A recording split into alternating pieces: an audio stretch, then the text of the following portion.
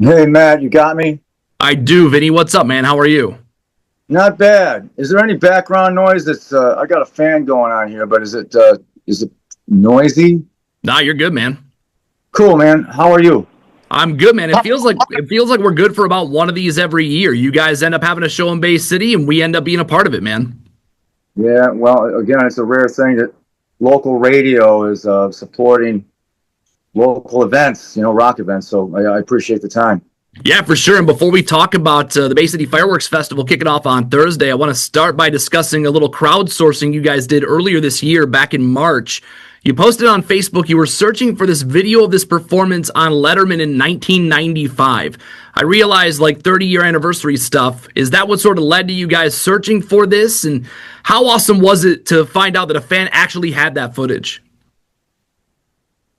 Wow, I think it was it's strange to we figured somebody would have it out there, right? But what was weird about it was it disappeared from YouTube some time ago, and I don't know why. I don't know whether it's like a copyright thing from the old David Letterman show or not, but it had disappeared. So you know, the internet is so vast, and just networking on Facebook or social media, it's no surprise to me that somebody had it. So it's just nice to have it back up there in the archives, where it's linked from our social media to YouTube, where people can still see that thing. And of course, the 30th anniversary was a year ago, man. So it's like 31 years now. Yeah, and since then you've shared another Letterman performance, a performance from the Jon Stewart Show, an appearance that you did on Space Ghost Coast to Coast. How awesome is it for you to look back on this stuff from 95, 97, like back 30 years ago, to have this stuff pop back up on social media?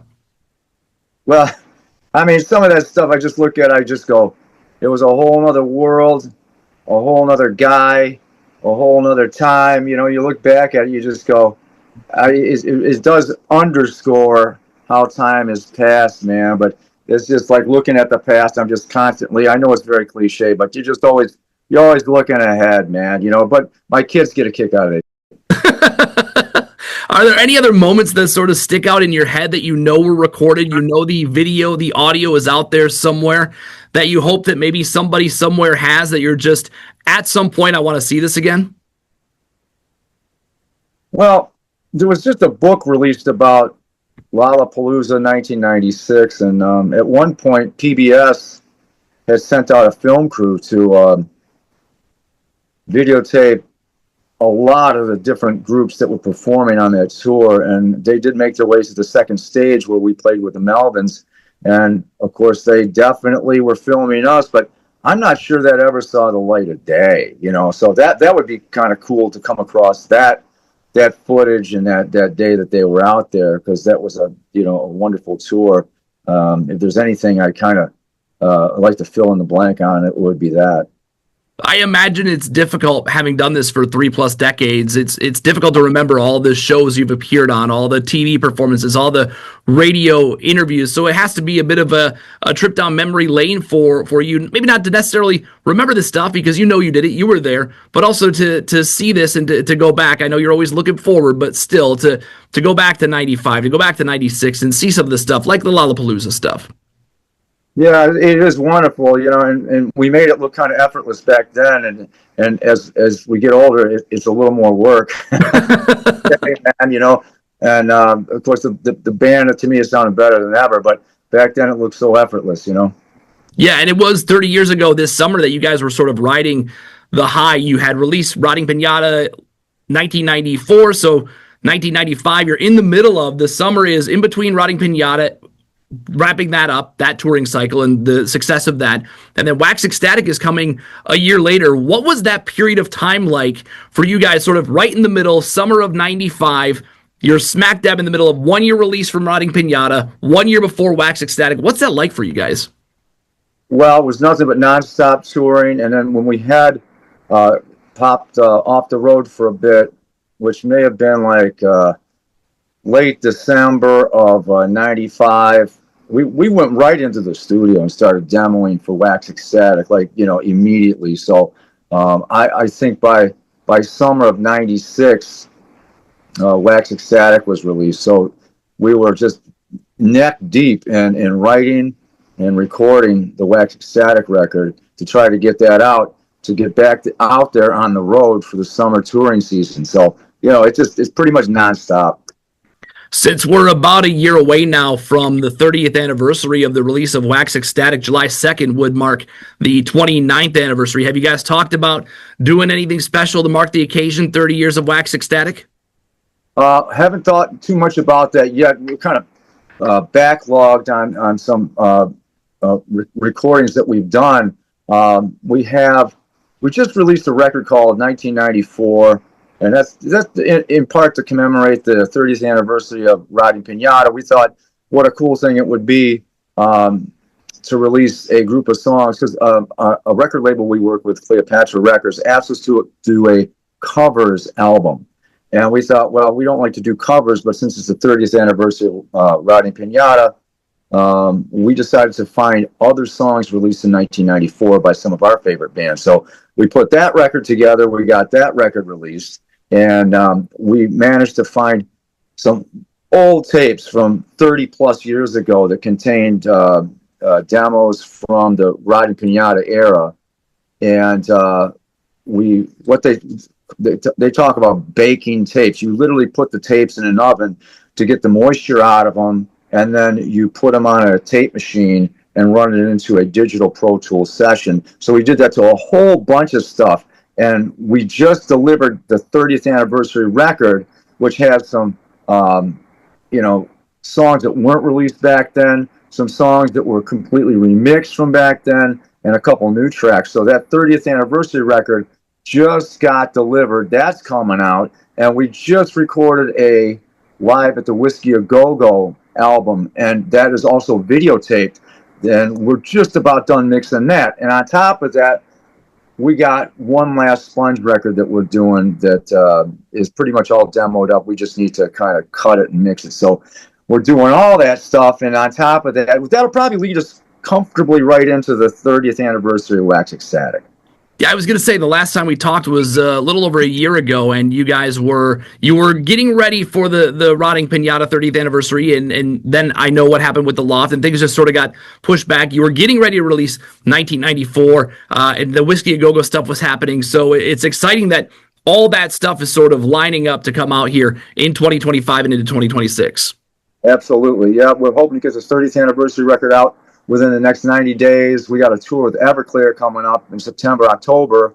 Local H is on that as well. And then hopefully the Whiskey A Go-Go album, live album, gets released around the same time. So we're up to our necks again. I can't help but notice you mentioned that there's another new Sponge record coming, and you also said the last Sponge record coming. Are we talking like the last ever, or that's just last in line of what's coming? Are we talking like no more new Sponge? What's going on there? Well, I have it set in my head that this will be the last Sponge album. Like, certainly I would consider doing a couple Sponge songs, but as far as like putting this thing together on an album, I just go, I'm done. These songs are written. These songs are demoed, and I think it's going to be a great, great record. I think our fans will enjoy it. But to continue to do albums, it just seems like for some groups maybe it makes sense, but for me anymore, I just go, what am I making albums for? I'll just make songs. Yeah, I mean, there's a lot of bands, new bands, old bands that are going that route, that people don't consume albums anymore. They go for songs. They want a song here, they want a song there, and why keep cranking out albums with 3 songs you're really proud of and 9 songs that might be filler when you can put out the good ones?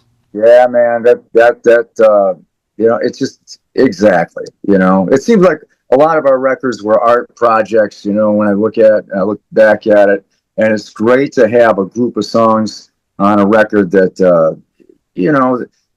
they might not be the song on the radio, but they're very valid, and they're very much a part of this album presentation. So, and I don't feel like I have it in me to do that anymore.